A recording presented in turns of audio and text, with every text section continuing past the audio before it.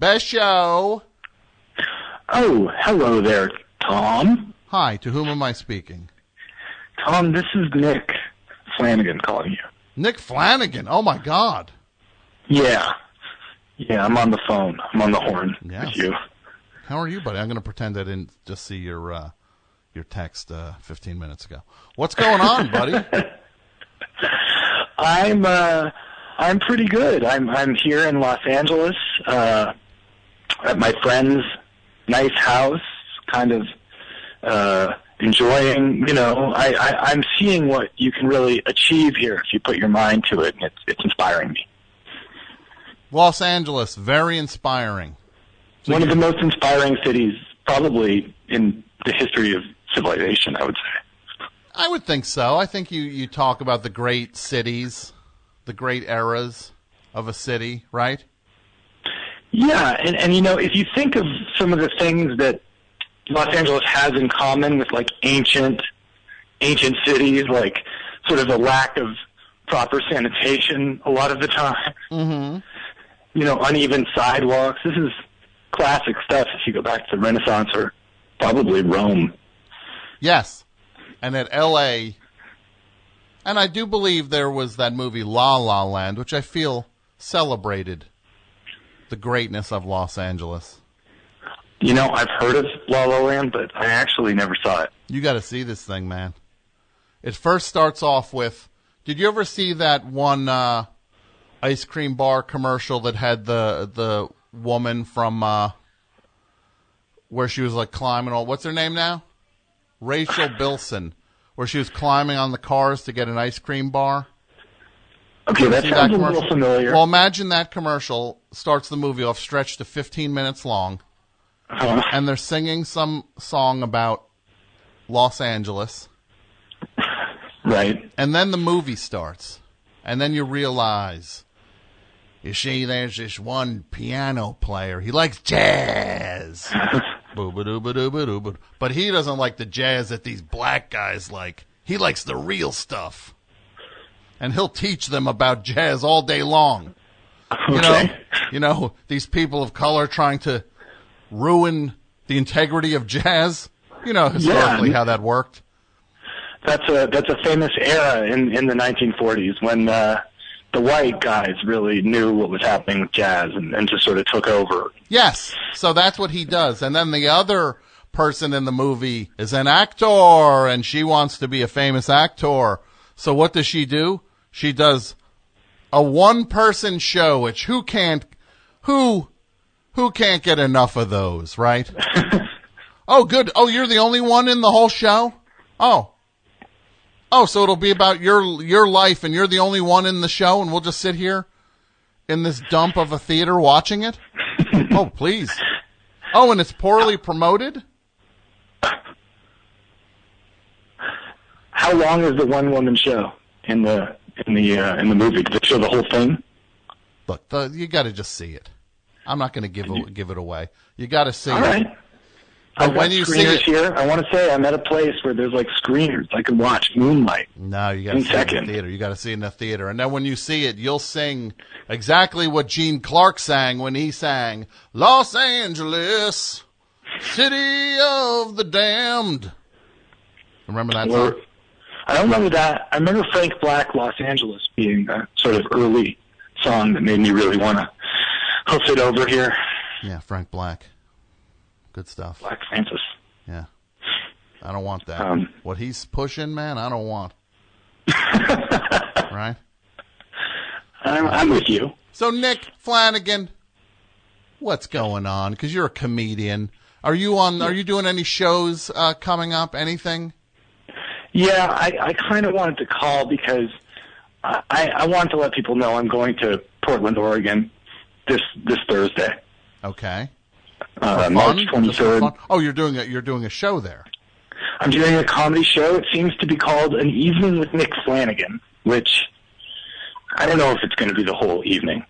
Isn't every show an evening with the person performing it? I mean, it's a portion of the evening performing. Yeah, but this one, they leaned into that idea. So if people really want to spend an entire evening with me, you know, this is their chance. to sort of have me there from like 7 till 10. Is that an evening? That's an evening. Okay, I'll be there hanging out. I won't be doing comedy the whole time, but it is going to be good. And I'll have albums for sale, and it's put on by Heather McGowan, who's amazing, and Luke Maxwell did the poster, which is a great poster. He's a good guy. I think he's a good guy. Both of them are very solid people, and I'm glad.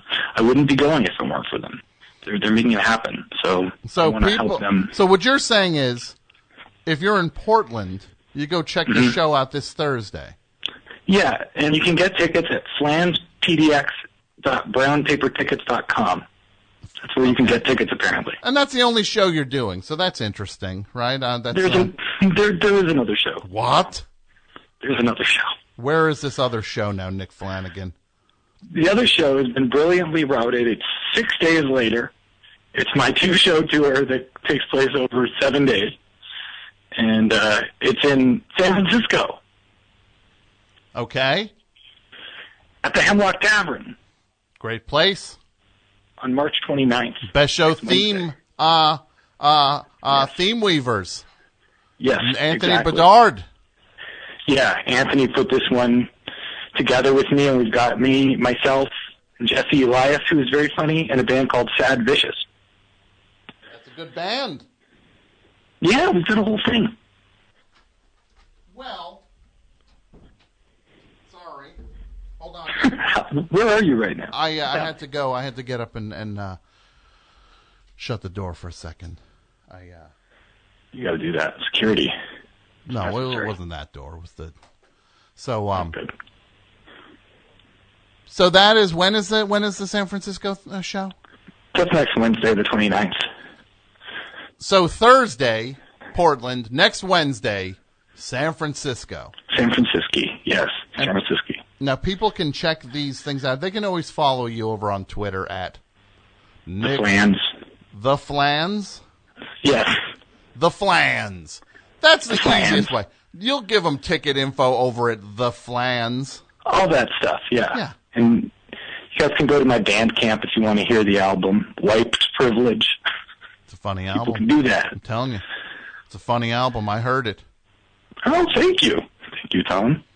That's awesome. It's received a range of reviews and reactions. So. A range of reviews. A range. I had a topic. I didn't want to come on here without addressing your topic for the day too. What topic of all of the topics we've done would you like me to address? What is the worst song ever? What is the worst song ever? Yes. So we had talked about that. Do you know the date of that show by any chance?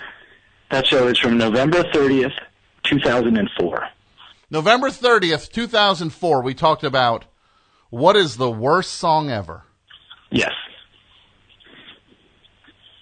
I think the worst song ever, and it changes all the time. I think it changes all the time. I think it still might be, though. There's that one Lenny Kravitz song. I want to get away. I want to fly away. Yeah. Yeah. I think that might still be the worst song ever. That's a top one. And that song called Fly? Is that sort of like that and Sugar Ray they had the same song at the same time? I think that song might be called Fly Away. Oh, okay. What's that song called, Mike? Fly Away. I want to get away. I want to fly away. I wish that I could fly up in the sky. Like a dragonfly? What's that? I can't handle that song. That song is the worst song. Maybe I said it back on that show in 2004. I would still stand by it today in 2017. He had American Woman too. That was also not a good good one, but it still invokes the greatness of the Guess Who, your brethren from the North. My brethren from the frozen wastes of the North, the writers of Running Back to Saskatoon. The writers, they did a great cover of Shakin' All Over. You know. Mm-hmm.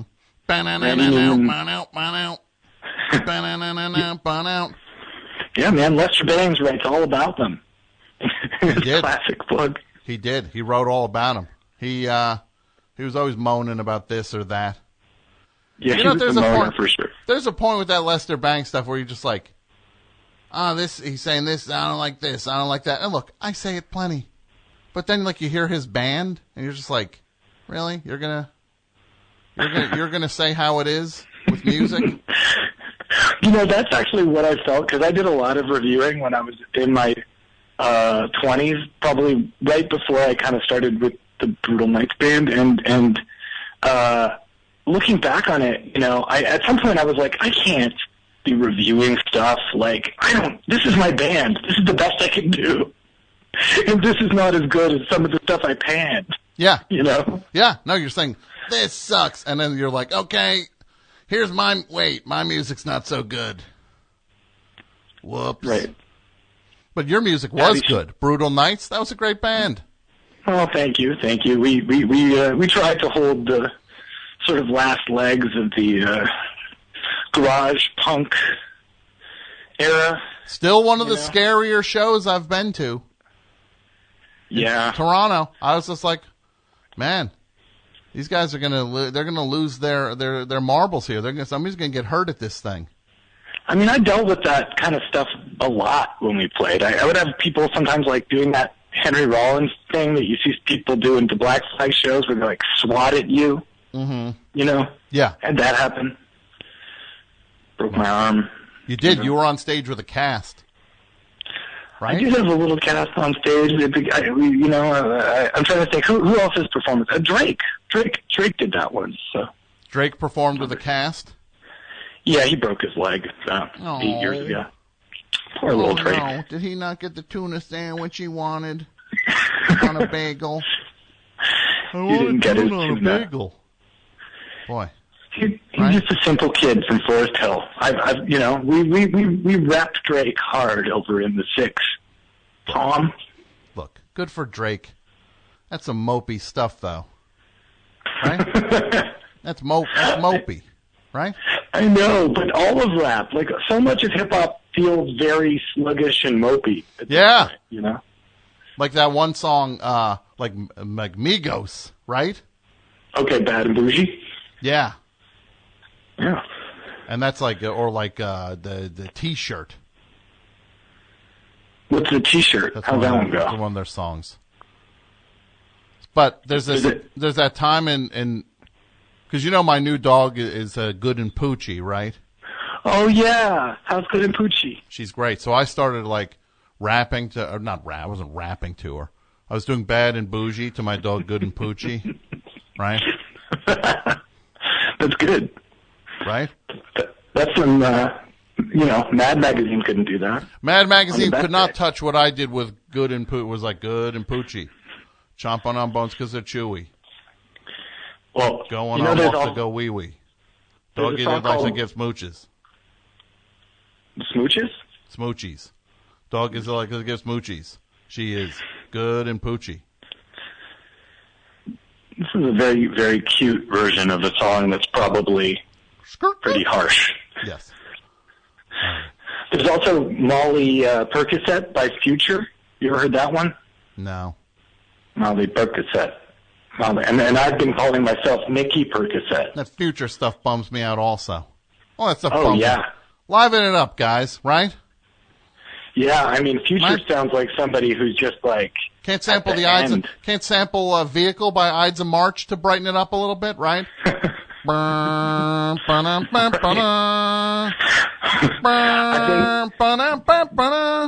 Has hip-hop like basically just sounded like the Marble Index by Nico?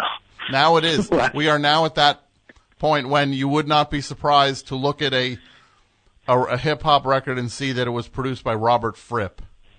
Right, exactly, totally. So that it's all like everyone is just done. It's a scary sign, but I hope eventually it leads to just complete creative rebirth for one of my favorite genres. I like that. I like that Migos album. Right? Yeah. I didn't hear the whole album, but I've liked everything from Migos. I hear. I mean, I mostly hear the stuff on the radio. I know I sent you a bunch of rap a while ago. Yes. But I've fallen out of it lately. Yeah. I like Lou Reed. I completely misunderstood your topic. I thought when you said any topic ever, I was just going to come in with like any topic. Uh-huh. But my topic was going to be about the album Rock and Roll Animal and how when you're surprised by a musician you like, and I put on Rock and Roll Animal, I hadn't really heard it before, and the version of Heroin on that is like the most unbelievable thing. Yeah, can't mess with that. Look, I'm going to get into this Lou Reed stuff. I'm going to get into this Lou Reed stuff more.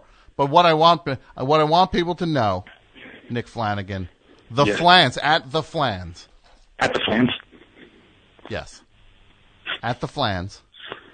They can go, if you're in Portland, you go see Nick on Thursday. Yeah. If you're in San Francisco, you go see him next Wednesday. Yeah. But the important thing is that you go see him. Yeah, that would be really nice. Come say hi. Yes. Come say hi. I agree. I'll be selling tapes and albums. Nick Flanagan at the Flans. You're one of my favorite people, buddy. You know that. I'll right back at you. You're a top man. Well, I'm just a mirror, my friend. I'll be your mirror. All right. Have a grand evening and have great shows. You too. Bye. Good night. You told me to have great shows too. Well, I am. I'm having a great one right now. Got Emma from Toronto saying, stop making fun of Drake. All right. You want me to tap the brakes on Drake? It's fine. Tell him to stop moping about that tuna fish on a bagel you didn't get.